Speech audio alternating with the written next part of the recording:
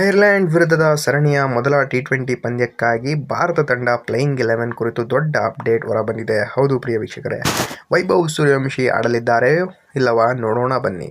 ಸಂಜು ಸ್ಯಾಮ್ಸನ್ ಅವರಿಗೆ ಚಾನ್ಸ್ ಸಿಕ್ಕಿದೆಯೋ ಇಲ್ಲೊಂದ್ರ ಬಗ್ಗೆನೂ ಗೊತ್ತಾಗುತ್ತೆ. ಕಂಪ್ಲೀಟ್ ವಿಡಿಯೋನ ನೋಡಿ, ಕಂಪ್ಲೀಟ್ ಮಾಹಿತಿ ಇಲ್ಲಿದೆ. ವಿಶ್ವದ ನಂಬರ್ 1 ಟಿ20 ಬ್ಯಾಟರ್ ಆಗಿರುವ ಅಭಿಷೇಕ್ ಶರ್ಮಾ ಇದ್ದಾರಾ? ಅದರ ಬಗ್ಗೆನೂ ನೋಡೋಣ ಬನ್ನಿ. ಹಾಗಾದರೆ ಟಿ20 ವಿಶ್ವಕಪ್ನಲ್ಲಿ ಭಾರತಕ್ಕೆ ಮಹತ್ವದ ಗೆಲುವುಗಳನ್ನು ತಂದುಕೊಟ್ಟ ಸಂಜು ಸ್ಯಾಮ್ಸನ್ ಎಲ್ಲಿಗೆ ಹೋಗುತ್ತಾರೆ? ನಾಕೌಟ್ ಹಂತದ ಪ್ರಮುಖ ಪಂದ್ಯಗಳಲ್ಲಿ ಅದ್ಭುತ ಬ್ಯಾಟ್ ಮಾಡಿದಂಥ ಮಹಾನ್ ನಾಯಕ, ಕಠಿಣ ಸಂದರ್ಭಗಳಲ್ಲಿ ತಂಡವನ್ನು ಗೆಲುವಿನತ್ತ ಕೊಂಡೊಯ್ದಿರುವ ವೀರ. ಹೀಗಾಗಿ ಅವರು ಓಪನಿಂಗ್ ಮಾಡಿದ್ದರೆ ಯಾವ ಕ್ರಮಾಂಕದಲ್ಲಿ ಮಾಡುತ್ತಾರೆ, ಯಾವ ಕ್ರಮಾಂಕದಲ್ಲಿ ಆಡುತ್ತಾರೆ ನೋಡೋಣ ಬನ್ನಿ. ವರದಿಗಳ ಪ್ರಕಾರ ಜೂನ್ 26ರಂದು ಭಾರತ ತಂಡ ಐರ್ಲೆಂಡ್ ವಿರುದ್ಧ ಮೊದಲ ಟಿ20 ಪಂದ್ಯವನ್ನು ಆಡಲಿದೆ. ಇದು ವೈಭವ್ ಸೂರ್ಯವಂಶಿ ಅವರ ಭಾರತದ ಪುರುಷರ ರಾಷ್ಟ್ರೀಯ ತಂಡದ ಪರ ಆಡುವ ಮೊದಲ ಪಂದ್ಯವಾಗಿರುತ್ತದೆ. ಡೆಬ್ಯೂಟ್ ಮ್ಯಾಚ್ ಆಗಿದೆ ಅವರದು. ಅವರಿಗೆ ಅವಕಾಶ ಸಿಕ್ಕರೆ ಅದು ದೊಡ್ಡ ಸಾಧನೆ ಅಂತಲೇ ಹೇಳಬಹುದು.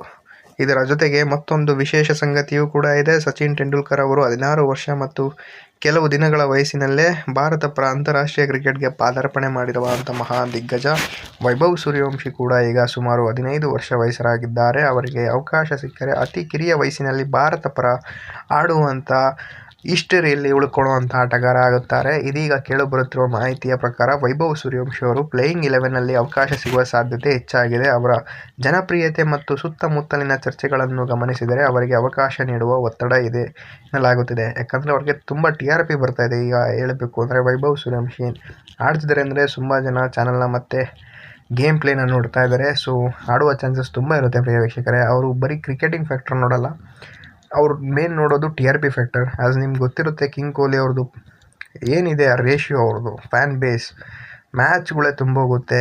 ಸ್ಟೇಡಿಯಂಗಳು ಗಲ್ಲಿಯಲ್ಲಿರುವಂಥ ಸ್ಟೇಡಿಯಂಗಳೆಲ್ಲ ತುಂಬಿ ಬರುತ್ತೆ. ಅದು ಅವರು ಆ ಪ್ರಕಾರ ನೋಡ್ತಾರೆ, ಸ್ಟಾರ್ಡಮ್ ಫ್ಯಾನ್ ಬೇಸ್ ಮೇಲೆ. ಸೊ ಆಡೋ ಚಾನ್ಸಸ್ ತುಂಬ ಇರುತ್ತೆ. ಹೀಗಾಗಿ ಸಂಜು ಸ್ಯಾಮ್ಸನ್ ಅವರನ್ನು 3ನೇ ಕ್ರಮಾಂಕದಲ್ಲಿ ಆಡಿಸಬಹುದು ಎಂಬ ಮಾತುಗಳು ಕೇಳಿಬರುತ್ತಿವೆ. ಸಾಧ್ಯತೆ ಇರುವಂಥ ಪ್ಲೇಯಿಂಗ್ 11 ಹೀಗಿರಬಹುದು: ವೈಭವ್ ಸೂರ್ಯವಂಶಿ ಬ್ಯಾಟಿಂಗ್ 1, ಓಪನರ್ ಅಭಿಷೇಕ್ ಶರ್ಮಾ, ಸಂಜು ಸ್ಯಾಮ್ಸನ್, ಶ್ರೇಯಸ್ ಅಯ್ಯರ್ ನಾಯಕ, ತಿಲಕ್ ವರ್ಮಾ, ಶಿವಮ್ ಡುಬೆ, ನಿತೀಶ್ ಕುಮಾರ್ ರೆಡ್ಡಿ ಆಲ್ರೌಂಡರ್, ಅಕ್ಷರ್ ಪಟೇಲ್ ಆಲ್ರೌಂಡರ್, ಹರ್ಷಿತ್ ರಾಣಾ ವೇಗ ಬೌಲರ್, ರವಿ ಬಿಷ್ಣೋಯಿ ಸ್ಪಿನ್, ಹರ್ಷದೀಪ್ ಸಿಂಗ್ ವೇಗಿ ಬೌಲರ್. ಈ ತಂಡದಲ್ಲಿ 9ನೇ ಕ್ರಮಾಂಕದವರೆಗೂ ಬ್ಯಾಟಿಂಗ್ ಆಳವಿದೆ. ಜೊತೆಗೆ ಬೌಲಿಂಗ್ ಆಯ್ಕೆಗಳು ಸಾಕಷ್ಟಿವೆ. ತಿಲಕ್ ವರ್ಮಾ ಆಫ್ ಸ್ಪಿನ್ ಹಾಕಬಲ್ಲರು, ಅಭಿಷೇಕ್ ಶರ್ಮಾ ಕೂಡ ಎಡಗೈ ಸ್ಪಿನ್ ಬೌಲಿಂಗ್ ಮಾಡಬಲ್ಲರು. ಹೀಗಾಗಿ ವಿಕೆಟ್ ಕೀಪರ್ ಸಂಜು ಸ್ಯಾಮ್ಸನ್ ನಾಯಕ, ಶ್ರೇಯಸ್ ಅಯ್ಯರ್ ಮತ್ತು ವೈಭವ್ ಸೂರ್ಯವಂಶಿಯನ್ನು ಹೊರತುಪಡಿಸಿದರೆ ಉಳಿದ ಬಹುತೇಕ ಆಟಗಾರರು ಬೌಲಿಂಗ್ ಆಯ್ಕೆಯನ್ನು ಒದಗಿಸುತ್ತಾರೆ. ಒಟ್ಟಿನಲ್ಲಿ ಇದು ಸಮತೋಲನ ಹೊಂದಿರುವ ಹಾಗೂ ಬಲಿಷ್ಠ ಟಿ20 ತಂಡವಾಗಿರುವ ಥರ ಕಾಣುತ್ತಾ ಇದೆ. ಇಂತಹ ತಂಡ ಭವಿಷ್ಯದಲ್ಲಿ ಟಿ20 ವಿಶ್ವಕಪ್ ಗೆಲ್ಲುವ ಸಾಮರ್ಥ್ಯ ಹೊಂದಿದೆ ಎಂದು ಕೆಲವರು ಅಭಿಪ್ರಾಯ ವ್ಯಕ್ತಪಡಿಸಿದ್ದಾರೆ. ನಿಮಗೆ ಏನನ್ನಿಸುತ್ತದೆ? ಈ ಪ್ಲೇಯಿಂಗ್ 11 ಸರಿಯೇ ಅಥವಾ ನಿಮ್ಮ ಬೇರೆ ಬದಲಾವಣೆಗಳನ್ನು ಮಾಡುವಿರಾ? ನೋಡಿ, ಕಮೆಂಟ್ ಬಾಕ್ಸ್ನಲ್ಲಿ ತಿಳಿಸಿ. ಈ ವಿಡಿಯೋ ನೋಡಿದ್ದಕ್ಕಾಗಿ, ವೀಕ್ಷಿಸಿದ್ದಕ್ಕಾಗಿ ಧನ್ಯವಾದಗಳು. ಚಾನಲ್ಗೆ ಸಬ್ಸ್ಕ್ರೈಬ್ ಆಗಿ ಸಪೋರ್ಟ್ ಮಾಡಿ.